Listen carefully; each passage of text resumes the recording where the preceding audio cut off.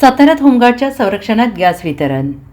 अख्खा देशातील युद्धाच्या पार्श्वभूमीवर गॅस टंचाई निर्माण झालेली आहे. त्यामुळे सातारा शहरासह जिल्ह्यातील जवळपास सर्वच गॅस एजन्सीसमोर नागरिकांच्या लांबच लांब रांगा लागलेल्या आहेत. गॅस वितरक आणि नागरिकांमध्ये बाचाबाची होण्याचे प्रकार घडत आहेत. त्यामुळे सातारा शहरात पोलीस अधीक्षक तुषार जोशी यांच्या सूचनेनुसार होमगार्डच्या बंदोबस्तात गॅस सिलेंडरचे वितरण करण्यात येते आहे.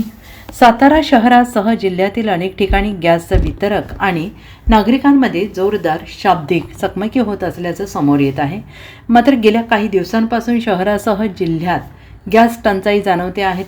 तर टंचाई नसून मुबलक साठा उपलब्ध असल्याचं जिल्हा प्रशासनाकडून सांगण्यात येत आहे. दरम्यान होमगार्डच्या उपस्थितीत गॅस वितरण केल्याने नागरिकांची सुरक्षितता राखली जाईल आणि वादावादीचे प्रकार टाळले जातील असा विश्वास प्रशासनाने व्यक्त केलेला आहे. Bureau report SVN Marathi, Satara.